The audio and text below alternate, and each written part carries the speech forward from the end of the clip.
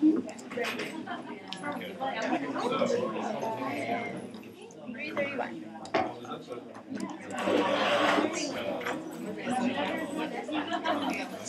What time is it? 3:31. Oh, okay. Maybe we should take some shares and put them out. Do we need to pull out some chairs? Yeah, should we take a couple just in case? Or should I? They're still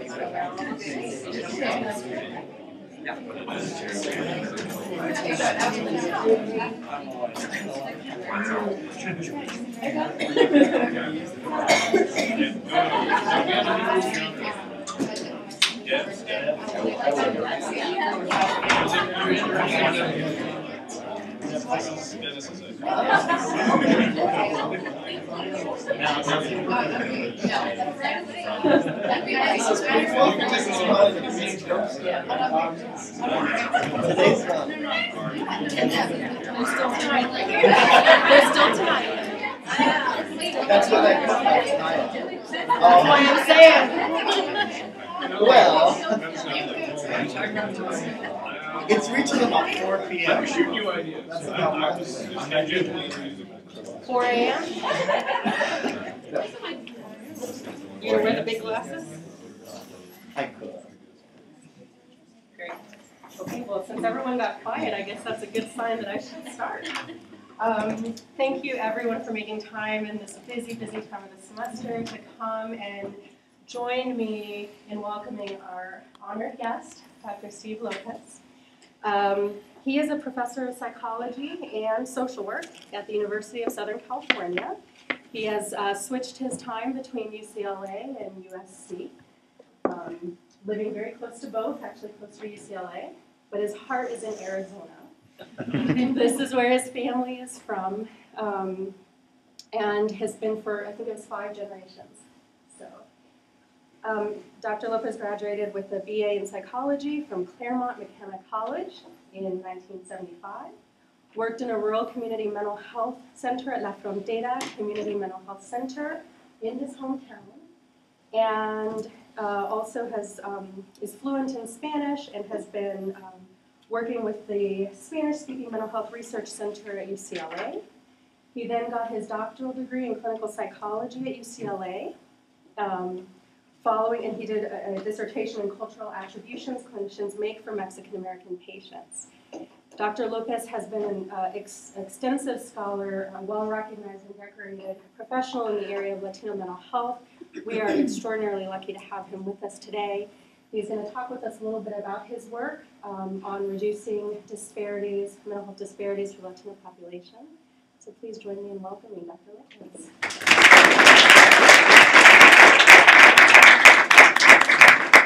Thank you very much. Well, it's just a real pleasure to be here. Thank you for inviting me. And I don't know if this is a stereotype to hear about Southern hospitality. I don't know if you guys attribute yourselves part of this, but Tim Cavell picking me up at 11:05 last night at the regional airport, dropping me off a little bit before midnight. That's really a warm reception. We had a chance to talk. I appreciate him being to pick me up more than being at my talk. I told Anna, I says, don't have somebody pick me up. I can take a taxi, but it's a little bit of a ways. Anyways, and since then, I felt very well received here. I've had just a lovely morning. Got to check out the community clinic where clinical students are doing some work, and very impressed with the work. Lee View. I can't remember his name. I observed or shadowed Lee View, a clinical student, in doing an intervention with a young lady in Spanish with an interpreter. This is the direction of mental health care. Not completely, but we need to do a lot more of this, and it's great that they're doing the training that you're offering. And I want to share a secret with you. I'm in USC in Southern California, a lot of Spanish-speaking folks. You guys have more Spanish-speaking clinical students in Fayetteville, Arkansas, than there are in the clinical program at USC, and it reflects well on Anna Bridges and also the support of her colleagues in the department. Just wonderful work. I'm really happy. I think I'm benefiting more from this than maybe you guys are benefiting from my visit.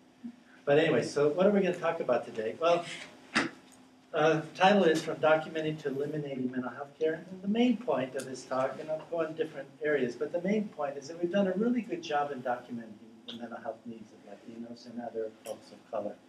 And there are great needs in terms of mental health care. You know, the NLAS, the National Latino and Asian American Study, it's a national representative sample of Asian Americans, a national representative sample of Latinos, led by Margarita Alegría and David Takeuchi.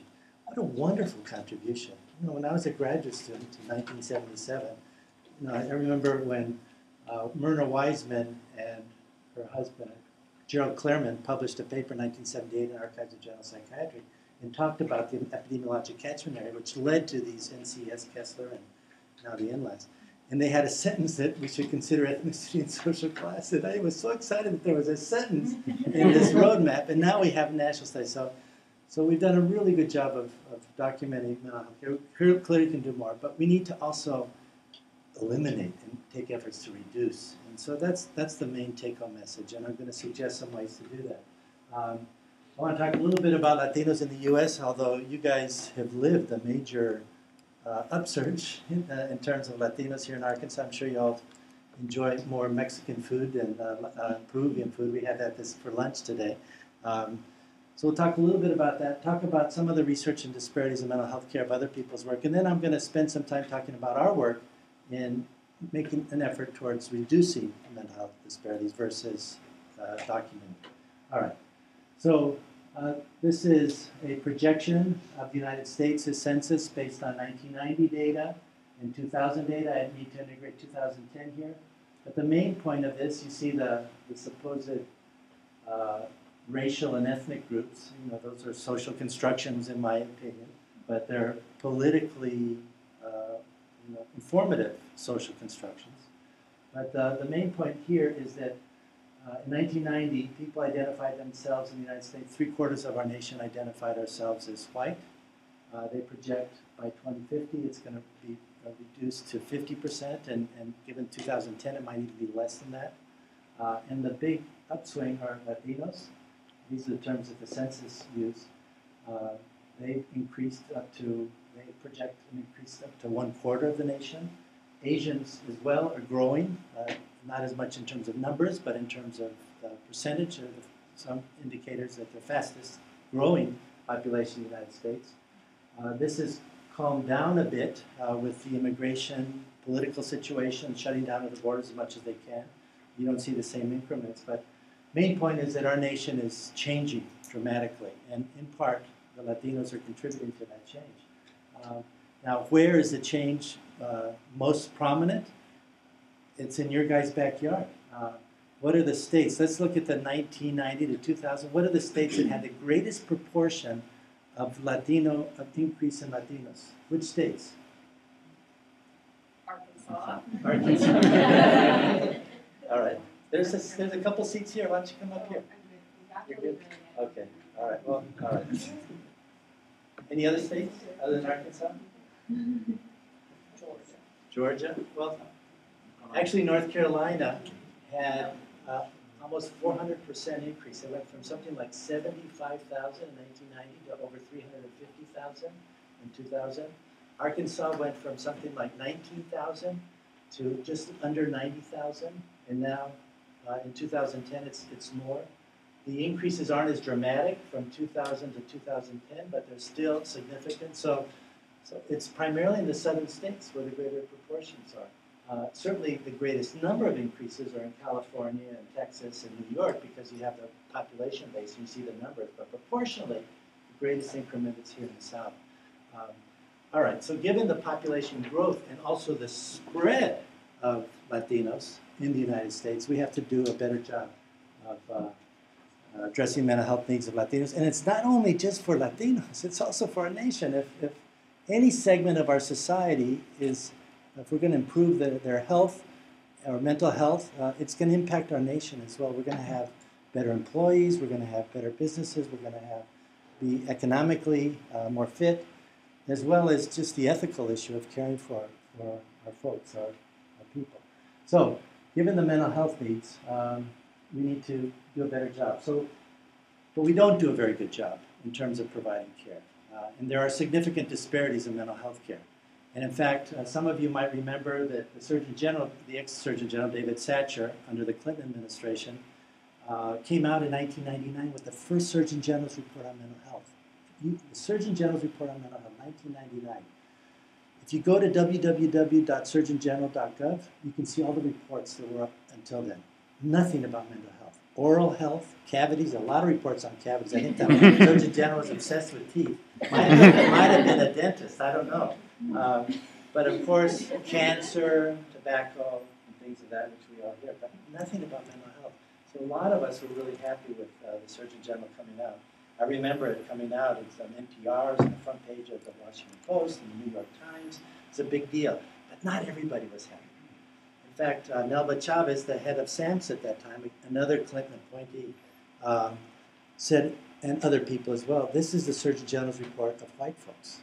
There's not much data with regard to folks of color.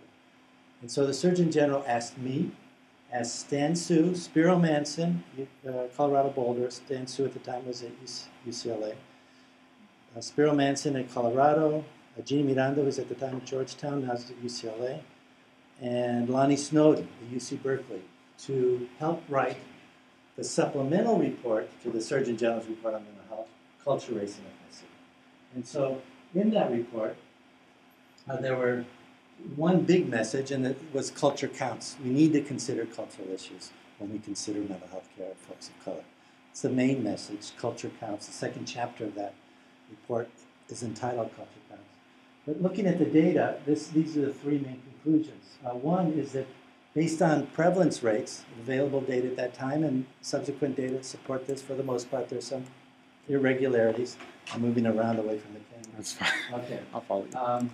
For the most part, the prevalence rates are similar, but where the differences lie is in the mental health care, the indicators of mental health care. The quantity of mental health care, the use and access of services was lower for folks of color overall, and then when they got into services, the quality of care was less for folks of color. And so the third point was more of a logical conclusion that if the prevalence rates are similar and the quantity and quality of care is worse, then the greatest burden of care, greatest disability burden is among folks of color. So that was the main point of the Surgeon General's report. Here are some examples. This came out after the 2001 report, but out of Ken Wells' shop, Cheryl Katoka, I think she's a child psychiatrist, looked at data from 3 national surveys. The National Survey of American Families, National Health Interview, Community Tracking Survey. I think this 2002 came out in American Journal of Psychiatry.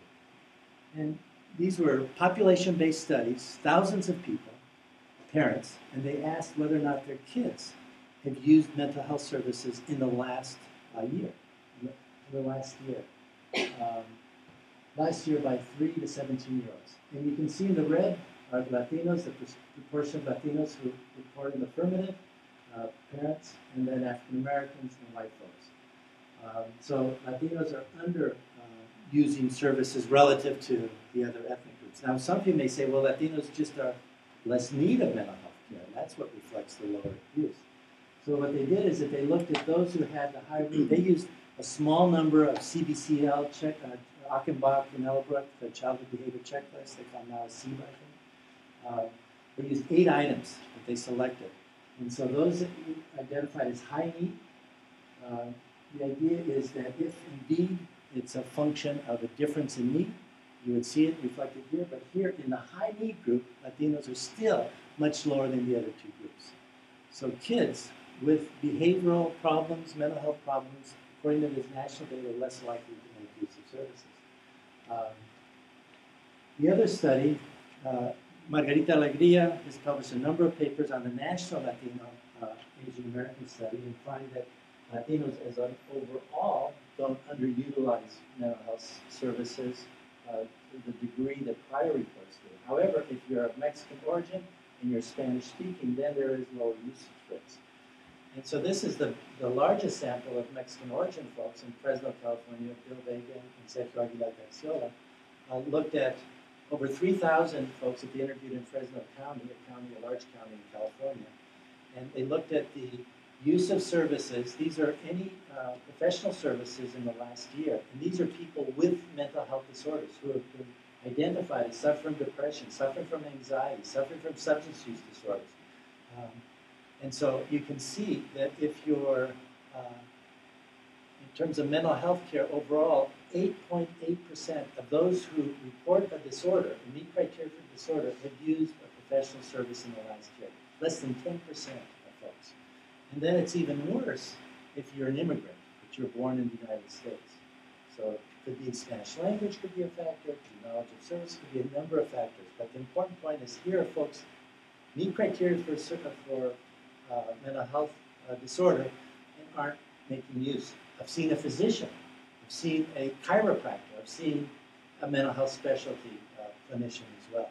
So this is the adult data, and the prior were the child data, I think the best data. And then with quality of care, there are a number of examples, but here's one that's, I think, of particular relevance. Jeannie Miranda, again, part of Ken Wells' group in Partners in Care, they actually developed an intervention in primary care to bring improved medication for people who probably met criteria for depression or psychosocial cognitive behavioral treatment and bring it into primary care. But before they brought it to care, they identified the people with the disorders, thousands of people. They oversampled for Latinos in places like San Antonio, Colorado, and they found that Latinos received less counseling or meds than Euro-Americans or whites, and Latinos received lower quality of care than whites. For example, at least 25 of 30 days taking medications or 4 mental health visits in 6 months. So they're either less likely to receive medications or they're less likely to seek some kind of counseling. These are people, again, who have need in terms of depression. So these data are just examples of the Surgeon General's report saying that lower use of services and lower quality of services. Now, as I said, my main point is that although it's really important to document the disparities, and we're doing a much better job in doing so, and we should continue to identify that because that helps guide us in terms of the kinds of interventions we want to make to improve services for Latinos and other groups as well. But we also should be spending some time in terms of addressing the disparities and doing something to reduce and something to eliminate disparities. So our research program, we have 3 lines of research. It follows loosely or closely, depending on your interpretation, Lloyd Grobler and Dharma Cortez's Pathways to Care model. This is an article that came out in 1992 in the American Journal of Psychiatry, more of a conceptual piece, framework, to try and understand pathways to care. And their first notion is illness recognition. One factor that contributes to folks using services or not using services is, do they recognize what's going on as an illness? They can benefit from treatment. If they don't recognize, then it's a problem. And they're not going to seek services, less likely to seek services. But if they do, they're more likely to receive services. So illness onset, do they recognize the illness? And then the other issue is social networks. So in terms of illness recognition, we've developed a psychosis literacy program to teach Spanish-speaking individuals, adults, and we're going to move it towards young adults as well, to recognize psychosis, and I'll talk more about that later.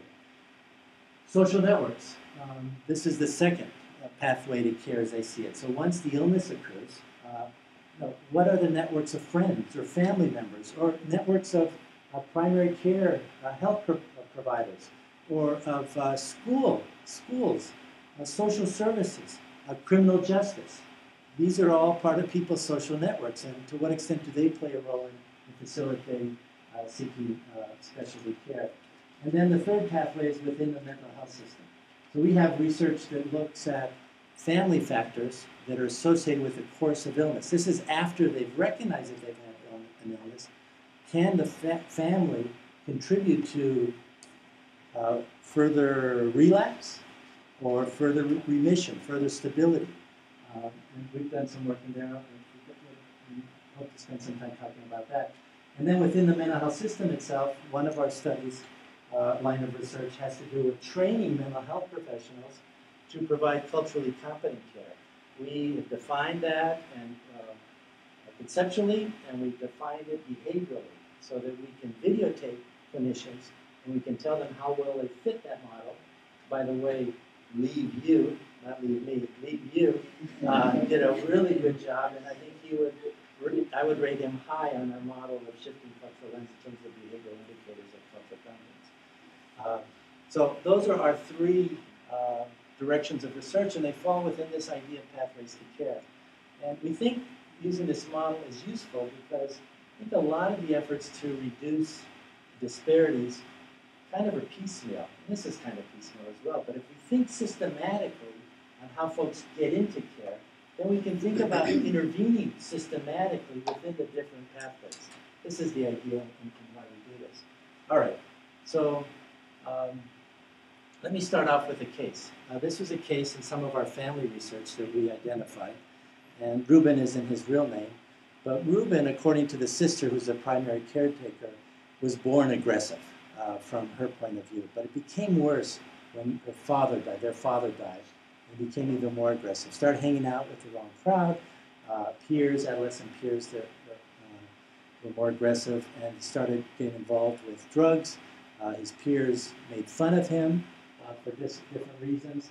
So they saw things that he's having a problem, she thought, since birth, may have been since birth, but the way that they could deal with it, given that it was the influence of others, bad influence, there's a group called Terciopelados. I don't know if you've heard of it. It's a Colombian group.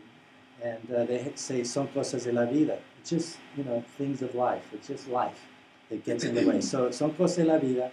So they shipped him to Scotland, where he had a brother. I don't know what this guy of Mexican origin is doing in Scotland. But anyways, not only they spread throughout the United States and in the South, but they even go to Scotland.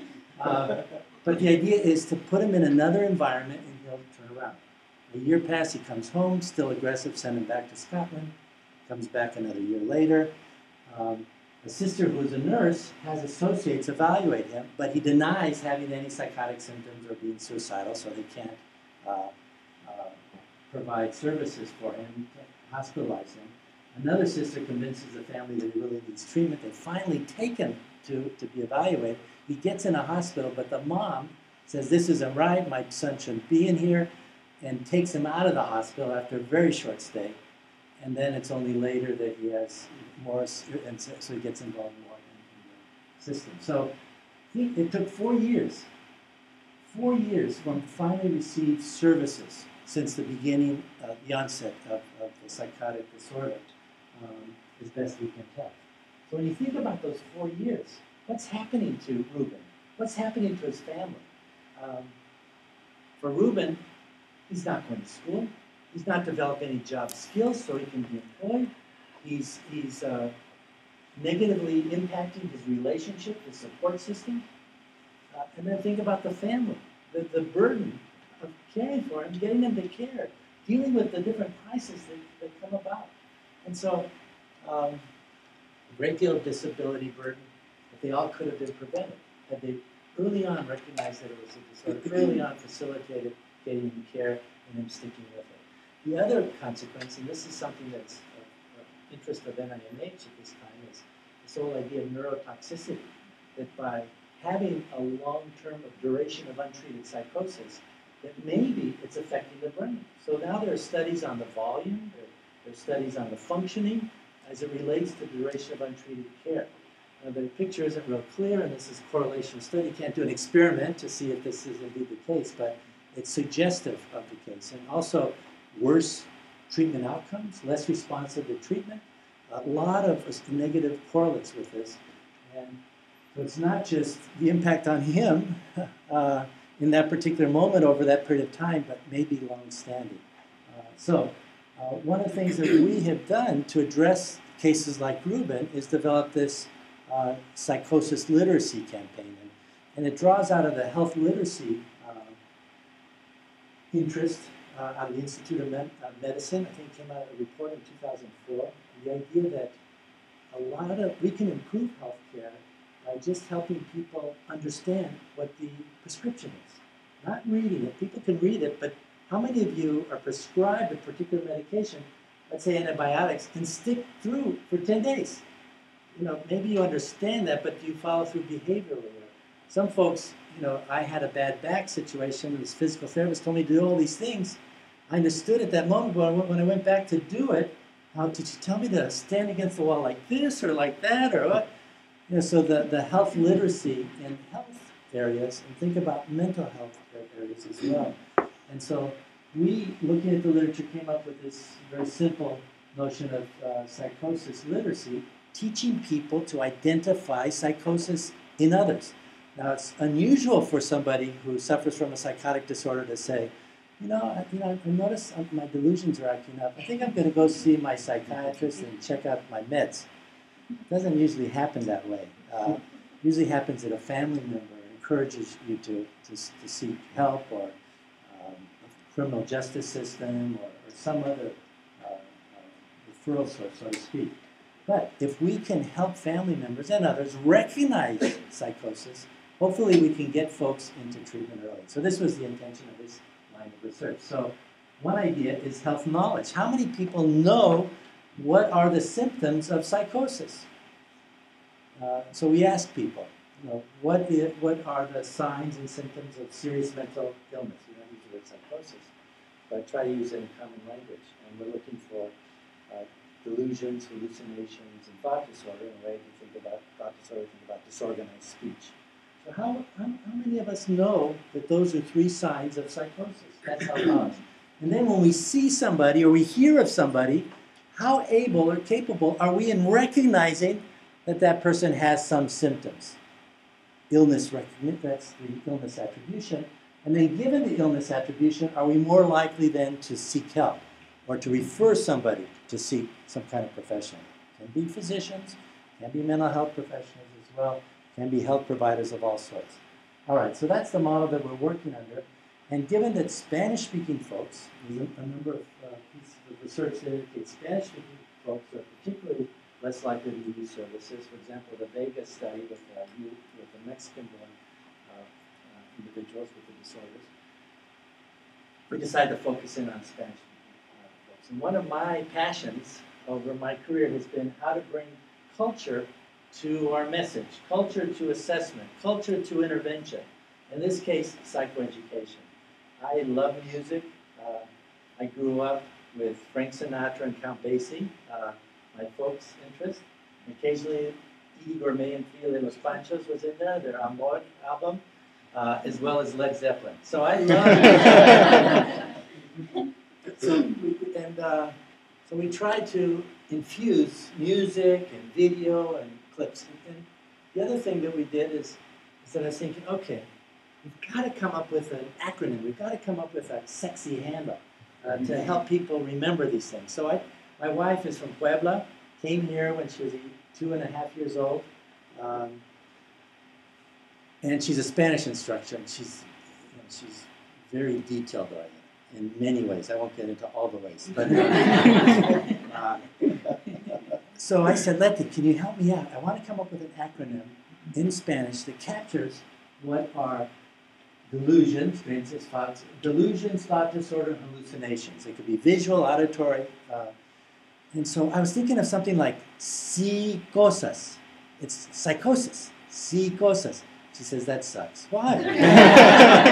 Because if this for Spanish speak, how come it's C? You see, that's English, and then cosas. That's not going to go.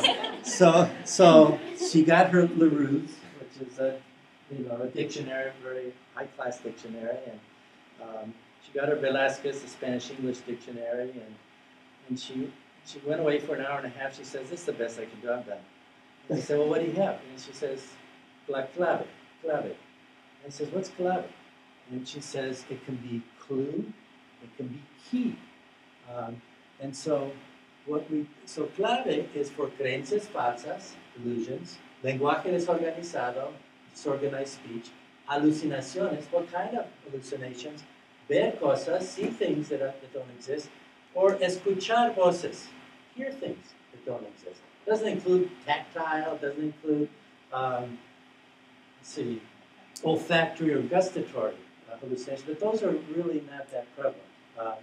So we came up with this idea, use the key like a detective para detectar la enfermedad mental grave. Use the key to detect serious mental illness. And so this is one way in which we came up. The other thing that we do is that we came up with the psychoeducation program, and I thought, you know, we'll have this clave, and then we'll have examples of how to do it, and they'll get it. And so we piloted it, and people liked it. It was engaging and entertaining. But they didn't do a very good job afterwards. And I said, oh, gosh, well, maybe they have to practice it. Maybe they have to use it. And so we came up with another song. Some of you may know Rubén Blades, who ran for president of Panama, wasn't it? Or Nicaragua. I think it's Panama. He's also in Milagros Beanfield, an old movie. But all right. So he has an album called El Mundo, and in Mundo, he's got this song, Sebastián. En cada barrio hay por lo menos un loco. El nuestro se llama Sebastián. In each neighborhood, there's one crazy person, and ours is named Sebastián. And he goes through and describes Sebastián. Sebastián actually is in love with this woman, and he argues with her at night. She's in the cielo, and he's building a space capsule to go launch and be with her out of rags and cardboard and tin that's left over.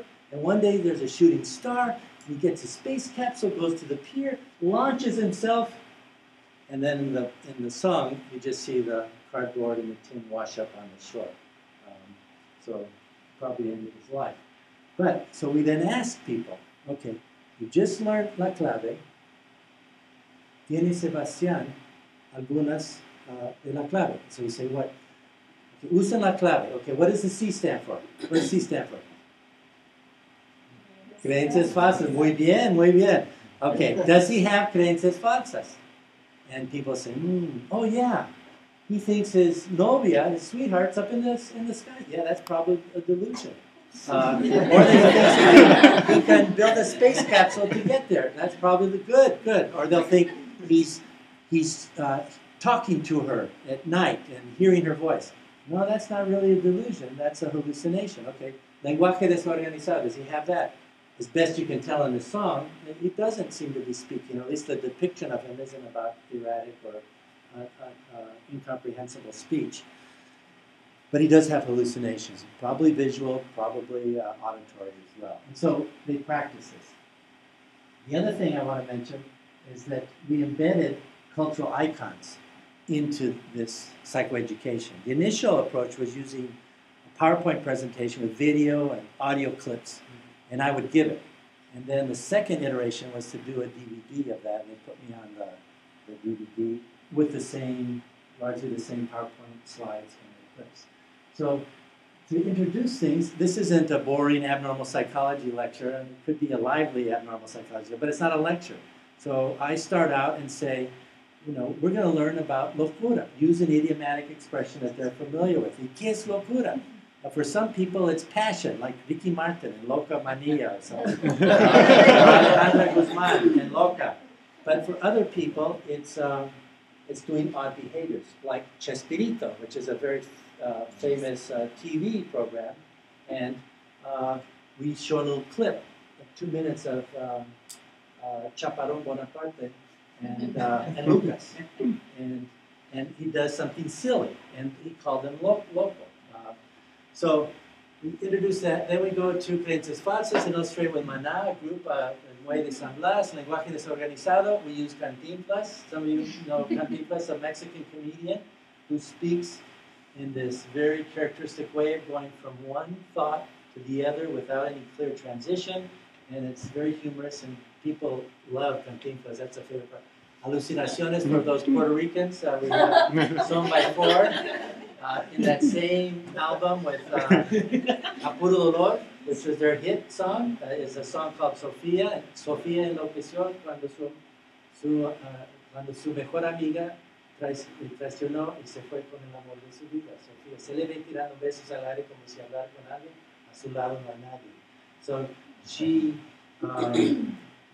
felt betrayed by her girlfriend when she took off with her honey. And you can see her throwing kisses in Viejo San Juan, Old San Juan, and at her side there's nobody.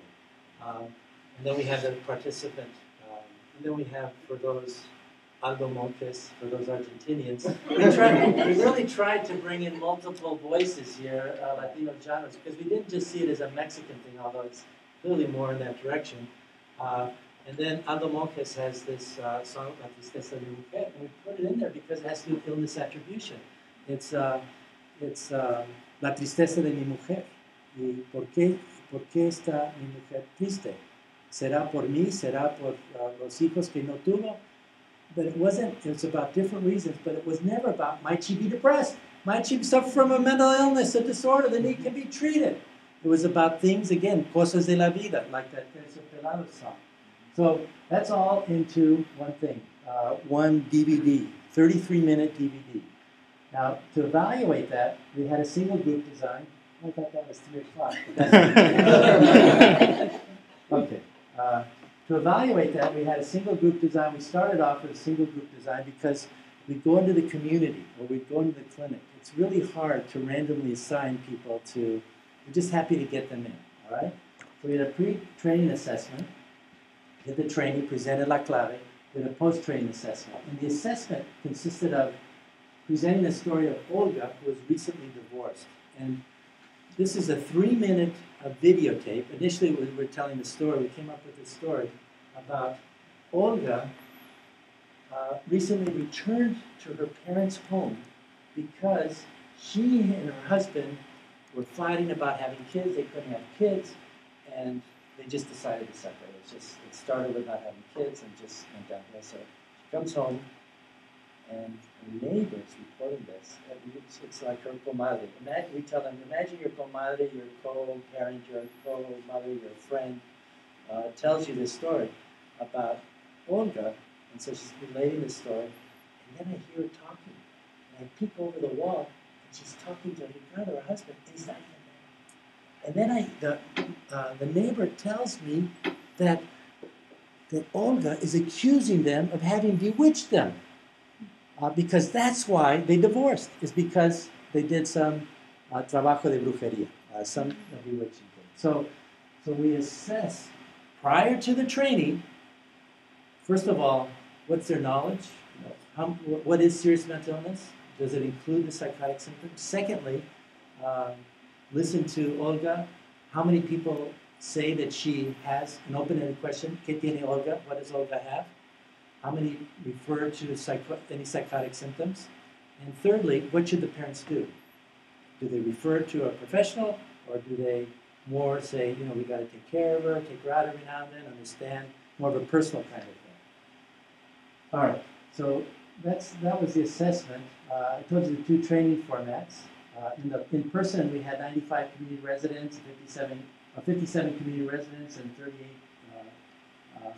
This was published in the Journal of Consulting and Clinical Psychology in 2009. Then for the DVD presentation, we just submitted this. We had the same PowerPoint as a 2-study paper, and part of it was presented by a community outreach worker. We wanted to do this because we wanted to make sure we had a DVD that somebody who wasn't a professional could disseminate and administer. And she administered to 93 residents of San Diego. So I brought these together. So training effects on symptom knowledge. So this is asking the question before the training, what is serious mental illness? And how many symptoms of psychosis are included in their definition. Less than 1 symptom on average was identified in their definition of symptom of serious mental illness before the training. This is the in-person with the PowerPoint and clips, audio clips, and DVD with me presenting. And this is a DVD of somebody else presenting. And you see that before, less than 1 symptom is identified. Many people don't even identify a psychotic symptom. And after, over a symptom is identified. In some cases, more than 1 symptom is identified. So ideally, we'd like them to identify 3 symptoms afterwards, but we get at least a symptom increase in terms of their definition. And then in terms of identifying on attributions, in the case of Olga, we see that 3 in the in-person, 3%, 4% actually identify a psychotic symptom. In that story of Olga, we have delusions, we have hallucinations, and we have some depressive symptoms as well. people are recognizing beforehand the depressive symptoms, sadness or depression, quite readily, 76% in the in-person, 57% before the training. But after the training, we get up to almost 40% of people recognizing some psychotic symptom in this story of Olga. So again, I would like to see this much higher, but it still shows you how little information they have about psychosis, and we're getting some significant increase, although we'd like to see less. I don't like to see that they're identifying less depression afterwards. I showed this to Emmeline Oti at the National Institute of Mental Health. She says, Steve, I don't know if NIMH wants to fund something that decreases people's ability to recognize depression. So we've had to deal with that. But the other thing is, we have son cosas de la vida, make social world attributions. So initially, beforehand, there are much higher social world attributions and they decrease afterwards. And it can be the same social world attributions. We want to see these kinds of increases even actually more. So there is some effect on the illness attributions. And then on referrals, the symptom knowledge, illness attributions, and then on referrals to professional help. Again, in person, in the DVD, we get them up to 80%. We're suggesting that the parents should take Olga to see a professional, averaging around 50%, say, beforehand. And then the personal kind of help, show understanding, take them out, social compassion, be there for them. We don't want to see a decrease in that. We want to see it, but they're decreasing probably because they're emphasizing more the professional help side. So just to summarize those initial findings, we see an increase in the psychosis literacy, and we see psychosis literacy has to do with the knowledge, illness attribution, and the referrals. And the other thing, too, is that the DVD and the professional presented PowerPoint work equally well. And on one hand, I'm really pleased about that. On the other hand, I'm not so pleased about that. The not so pleased is, gosh, I would think me in person is better than me on a DVD. But the good news is that the DVD works well. So that was a poor joke. Okay, so the main problem with that study, it's not a controlled study. We submitted a grant proposal to extend this to the community, and we got a lot of positive comments, innovative, creative, things of that nature. But it's a single group design, pre-post. You don't know if administering Olga twice and asking the participants to identify these things the second time around, just by asking them to identify the second time, playing Olga again is going to lead to that increase. And so we did a controlled study, and we carried this out in Mexico. One of the things I wanted to point out is that I run a summer research training program. And I think this probably has a little bit to do with why I'm here.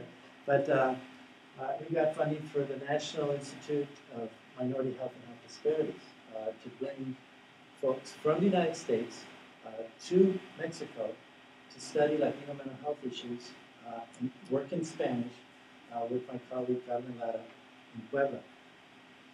And so we brought students from the United States to work there, and Bianca was in the first cohort in 2010, and Juventino was in the first cohort in 2010. And I'm real pleased to see that you guys have really good judgment and choose well your graduate students. Actually, here's Bianca. In San Juan Bautista in Tlaxcala. I don't know why Juventino didn't go there. I guess he's working really hard on his other project. But this was one of the highlights of the summer. We go to this small pueblo, and there's about 12 people in this great caravan. They travel about 2 hours out of the city called Huamantla in Tlaxcala, which is southeast. And they received us so well, and I don't know, for me that was one of the highlights. I don't know if you agree, Bianca, but at ending, presented the control condition, and these are some of the other participants in the program, and then these are the community folks who seemed very appreciative. So we randomly assigned the participants to 2 conditions. In this place, we gave out, I don't know whose idea it was, but we just randomly gave out vanilla cookies or chocolate cookies. And we said the vanilla cookies stay up here, and the chocolate cookies come down with me. And the chocolate, so the vanilla, I had the La Clave administer, then I administered a caregiver psychoeducation. What do you do when you're caring for somebody who's disabled?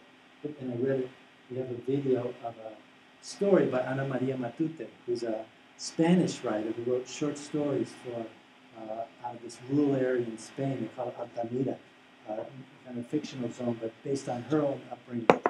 And it's about a paralyzed spouse or wife and how this person's caring and raises a number of issues.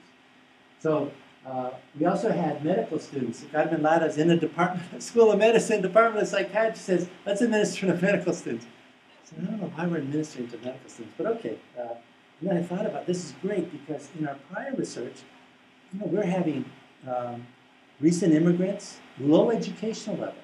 So we may be seeing at the low effects, not as high effects as we potentially could get.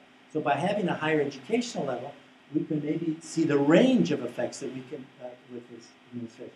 So we had medical students, we had community residents. They were drawn from a community center like this one in Tlaxcala. We also went to public hospitals and showed this. This was a lot of work. But there's waiting. In Mexico, you don't have appointments. You just show up at 7:30 or 8 o'clock. There's 200-300 people in these waiting rooms. And they're huge waiting rooms. And so we had on one side the Gran Vacío, on the other side La Clave. And that was a real challenge. I didn't think we'd get anything from that because there's so much noise. One, they're talking to one another, but the other thing is that a doctor will call, okay, oh, damn, we lost somebody. And then somebody comes back, and they're filling out the questionnaire, and I say, oh, but they didn't fill it out, they didn't see the whole thing. This is the noise you get in community settings. All right, so here's, just real quickly, the number of psychotic symptoms in their knowledge. So you see the medical students, pre and post, and you see the community residents, pre and post. And what you see is that when you give La Clave or you give a Gran Vacío, the medical students, on average, know that use one psychotic symptom to define serious mental illness. Okay? This is before, in La Clave and Gran Vacío. But then afterwards, when they get La Clave, all of them recognize 3 symptoms in their definition. And those in the La Clave, but in Gran Vacío, it's pretty much 1.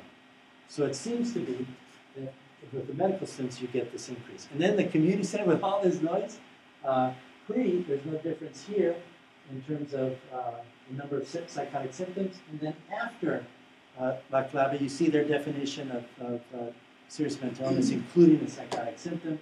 And it's about 1.4, which is very similar to what we saw in our prior study, but you don't see it in Gran Vacío. So we were really pleased. I was actually surprised, particularly with these folks, to get these findings. But it seems to suggest that we can see a psychosis literacy. It's not due to some other factor. You never know for sure. But and then the other thing that's useful, it can benefit folks of high educational level and low educational level. The medical students really enjoyed Chespirito and the songs and all that. And they had just as high a satisfaction ratings of the program itself as did the community folks as well. Okay. So, now the limitation is that the DVD requires electricity, requires computers, requires computer speakers so that they can hear the songs. And we want this to go out to the community. We want to train lay health workers to take this out to the community. Well, we went to one Casa de Salud, and we brought all of our equipment. We said, where's the electrical connection? And it was way over there. Fortunately, we had an extension, but if you're going to train people, lay community workers, to administer this, they're not going to have a DVD player. They're not going to have electrical connections in all parts of the house. So we had to rethink this, and we came up with something called La Clave Sin Luz, which is the clue without electricity. And bottom line is that we had the second generation of our MERT program was a fine arts student, as well as a wonderful student, and I hired her to draw Olga, that story of Olga. And so we did a series of drawings. We put it on a rotofolio, is what they call it, a flip chart, and we trained promotoras, or auxiliares is what they call, to administer this. They then went to the community, administered to over 100 people.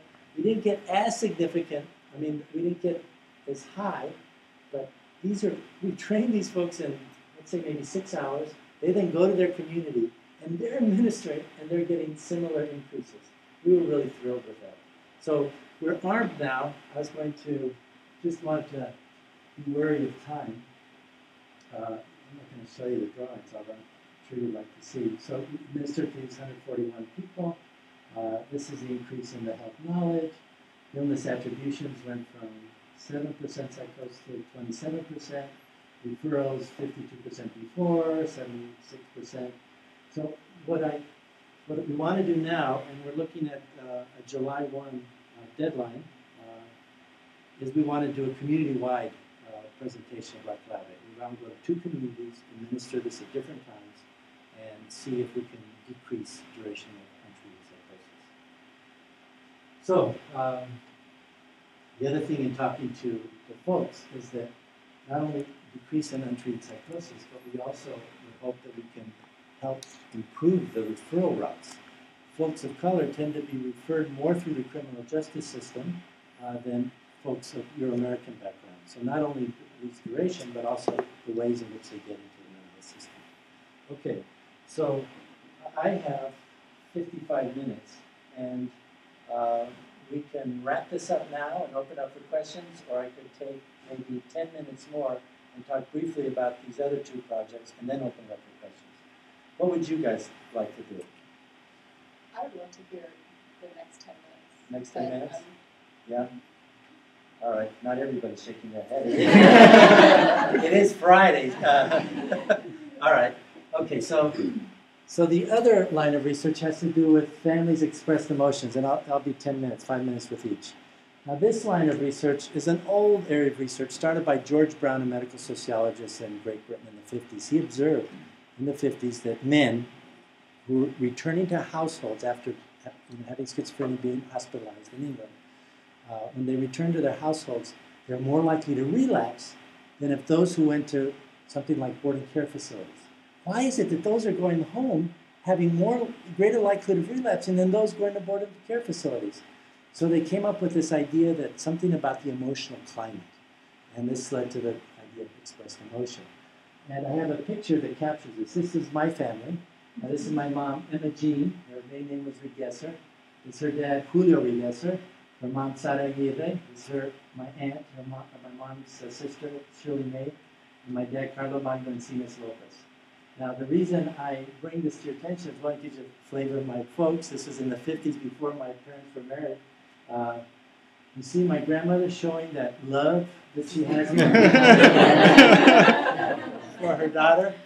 You know, it's possible that she's directing this look at some busboy who's making some grotesque gesture at her outside of the camera. Or it could be that my dad's got his hand on my mom's leg, and my grandmother's pointing out, hey, get him, you know. But look how resilient my mom is. This is the face of that. So some people see that as love, and some people see it as criticism. And that's the main point of this particular line of research. Those who return from hospitals, who return to households that are high in criticism, are more likely to relapse than those who return to households where there's low criticism. So Janice Jenkins, an anthropologist now at UC San Diego, and Marv Carno, a psychiatrist, applied the same line of research to Mexican origin families. And I got involved in that, and it took me off for a bit of a ride for a while, and I'm still interested in this issue. But expressed emotions, not all emotions. They came up with really 5 indices. One was criticism, and it correlates very highly with hostility. The other is emotional involvement. The other 2 are warmth and positive remarks. People have pretty much forgot about the pro-social aspects. Are there pro-social aspects of families that reduce the likelihood of relapse? But there are only 3 studies that find evidence for that. It's one ours, one in Spain, and one in the former Yugoslavia. Most, it's about criticism. Here's it's an aggregate analysis, not a meta-analysis, and you can see that if you're in high EE, that's either criticism or emotional involvement, you're more likely to relapse. This is over 26 studies. These are the number of patients. 50% of folks in high E are more likely to relapse than 20% in low E families, low criticism or low emotional involvement. Now, one of the criticisms of this is that, like a lot of clinical psychology, we're interested in pathology. What do families do wrong, and how does that relate to negative outcomes? And you certainly see that. But look at another possible spin of this story is that 80% of those in low E families are not relapsing. So maybe something, at least part of the story, is something that the families are doing that might actually serve as a buffer to relapse. And to make a long story short in my 5 minutes, it's one of the things that we found in one study. We've had 3 or 4 studies, but in one study where we look at family characteristics, it's not criticism for Mexican-American families that predict relapse. It's not criticism, it's emotional involvement. Too much emotional involvement is associated with more relapse. Criticism is not. And then in one of the studies, we found that warmth was related to relapse. Higher warmth, less relapse, as I noted earlier. So most of the intervention, this is why it's important, most of the interventions about family interventions for people with schizophrenia, first of all, rarely do people get family interventions. It's all individual and usually medication only and some case management. But with family intervention, what's developed out of this is how to reduce the negativity, the criticism, through problem solving, communication, training, and psychoeducation. There's little attention to how you negotiate caring for somebody, but not over-caring for them. And so what we find is that that's where the module needs to be developed, is to help families care for their ill relative, their warmth, but not step over and become over-involved. So that's what we've learned. And for me, it has implications for cultural competence. Some people say cultural competence, we can tweak this, tweak that, whatever. But if you have differences of predictors of outcomes, then you can develop modules that address those particular mechanisms. But first you assess where that family falls. Not because they're Mexican-American, given the emotional over-involvement module, and if they're Euro-American, given the criticism. No, assess it, even crudely, as a screener, and then apply that. And to me, that's a more dynamic model of cultural competence than, oh, you're Mexican-American, Juventino, you're your family, we're going to deal with your emotional over-involvement. And those of you who are not, we're going to deal with your criticism. Why not? Learning from the cultural variability, develop modules that are available for both, Chorpita's model, and then given the need of the family, given our understanding of cultural variability, ethnic variability, and then use that accordingly. So that's the main message of the family research. And then the last, we heard a lot of things here, sorry about that. The last thing is cultural competence training. And in 5 minutes, there's been a big push for culture. You know, David Satcher said culture counts. And multiculturalism, a lot of people read Daryl Wing Su and David Su's Counseling and Culturally Different. A very important contribution. And what they argue is that there are cultural differences. And that psychotherapy and intervention models are largely based on white folks, and the samples on the RCTs, the randomized clinical trials, are not very well representative of folks of color. And so we need to consider these group differences. So it brings culture to people's mind, but the risk of that is that it then encourages applying group notions to individuals. So Latinos are family-oriented, bring in the family. African Americans are spiritually inclined, you know, talk about spirituality and how that's helping them out. Well, those are good to consider as hypotheses. First of all, these cultural differences are not well established. I wouldn't bet my house on some of these cultural differences. But they're not well, but they consider them as hypotheses. And then adjust accordingly. So we're not big fans of these cultural competence training of the group of the month. Okay, African Americans, you do this. With Jewish families, you do that. And you know, the McGoldrick has this great book on family therapy, and they're really quite nuanced in some of their chapters. But we're not so much into group monolithic cultural notions because we think it promotes stereotypes. And so we encourage Our model of shifting cultural lenses is to access the client's view. Use the client, I don't know if I'd turn it to you for the clients who went in. Use the client's view about their social cultural world to guide you and to learn about the cultural notions. And if we have more of an individualized approach that assesses and brings a collaborative approach, then we will be much more successful. So one key aspect is arriving at a shared narrative, is what we call it. You need to access or assess the client's view. You need to use their view.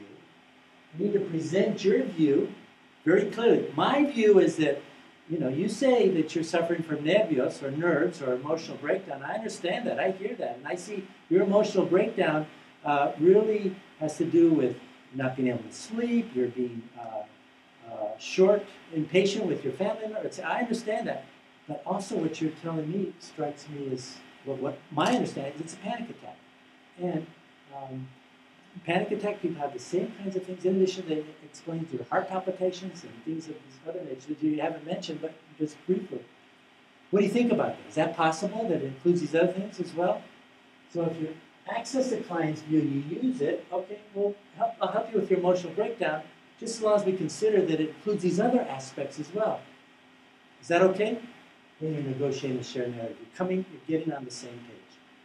And so these are the specific behavioral indicators. Another problem with the cultural competence training is it doesn't operationalize what folks need to do that reflect the model. How can you see it in yourself? How can you see it in others? How can you see it in those that you're supervising? And so we videotape, audio tape, clinical sessions. We have coders identifying this. We then give feedback, individualize those who wish to participate. We advocate as many as we like. And we see to what extent it's reflected here. But the idea is that we encourage them to develop a shared narrative. We encourage them to listen to their stories to find out what matters, bring in values like ACT, like behavioral activation has a values component in there as well.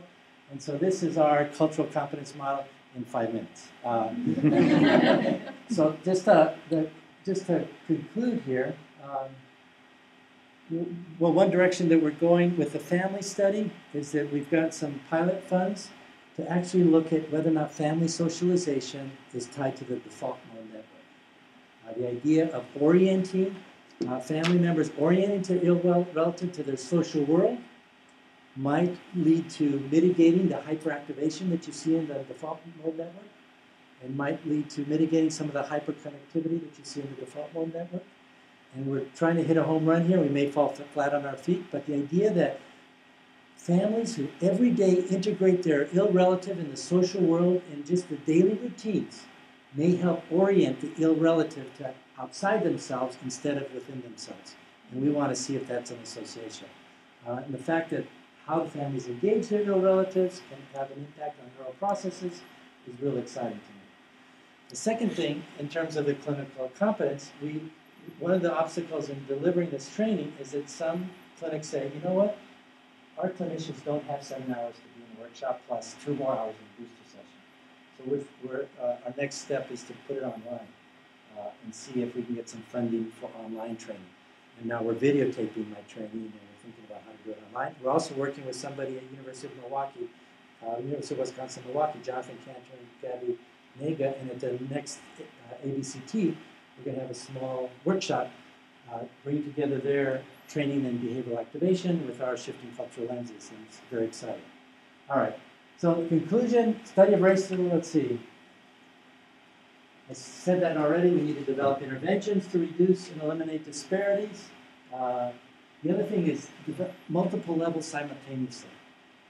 Illness recognition, families, intervene with families that are appropriate. And then also, when they get into the treatment setting, help them as well. And I think if we have synchronous interventions, we may have a greater chance of reducing disparities than these individual kinds of interventions. The second conclusion, there is no one way to consider culture. You can embed it by just using cultural icons. You can talk about ethnic differences that suggest cultural differences in the EE expressed emotion literature. We really didn't study culture. We used different ethnicities to suggest possibilities of culture, try to do it cautiously without promoting stereotypes. That's hard. But that can help understand cultural basis. And cultural competence moves away from ethnicity and considers what's at stake in the local social, listen to people's stories, what their values, and my hope is that they all can reflect the dynamic notion. And the last, and this is more pertinent to you guys, is that Arkansas didn't have many Latinos before. California and Texas have had them for generations. Clearly we've got a ways to go.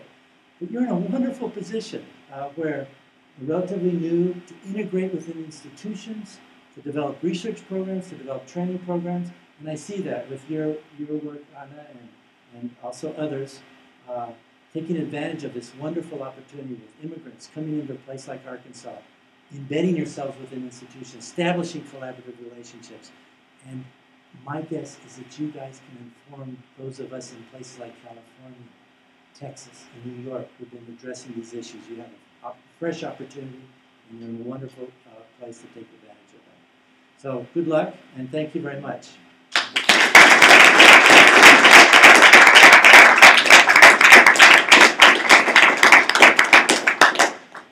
I think we have time for questions before drinks at Lambert Lounge. So.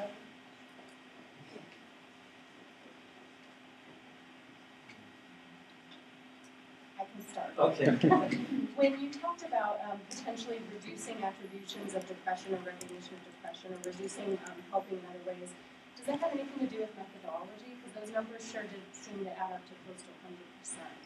So if you're increasing one, is it a zero sum, or you're necessarily decreasing another? No, because you could say they're sad and they're hallucinating.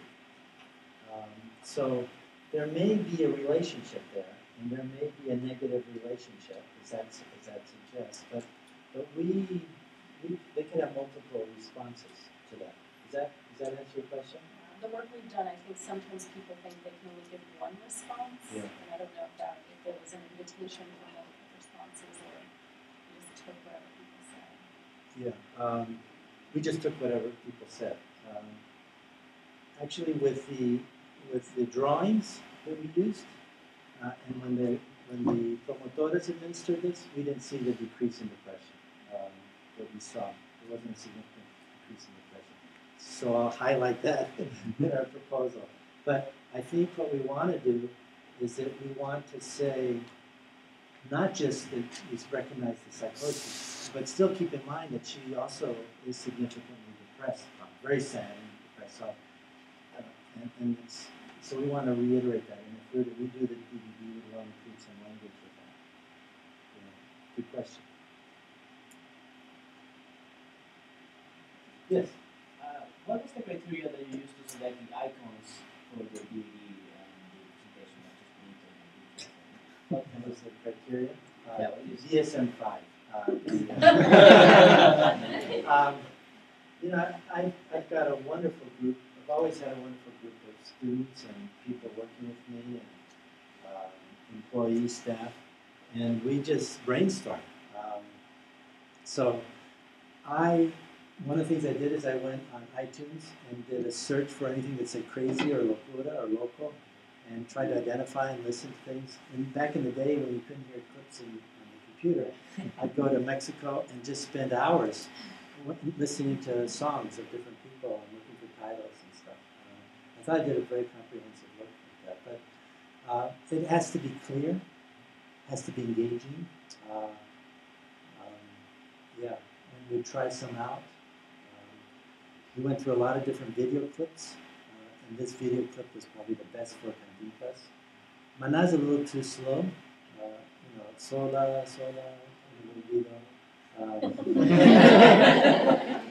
and we need to edit that because it's the first one we do and it's a little bit slow. One time I gave this to a place in Gilroy, Watsonville. It's a very Latino farm workers.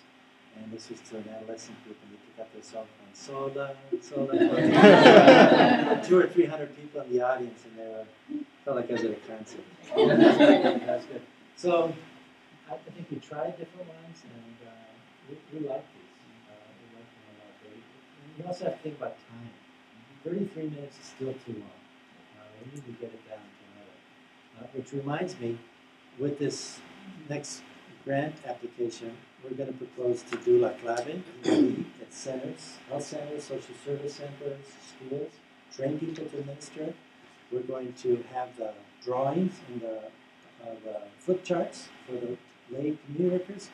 And we're gonna also collaborate with this faculty member at the School of Cinema. And we're gonna put together a narrative film, 10, 12, 15 minutes, and put it on the computer, put it on the internet. And so they can access that as well. So we want to have multi-platform education, just really try to saturate.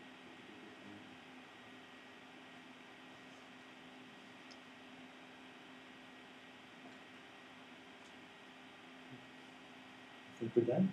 All right. I think people are tired and want to have something to drink. Thank you very much.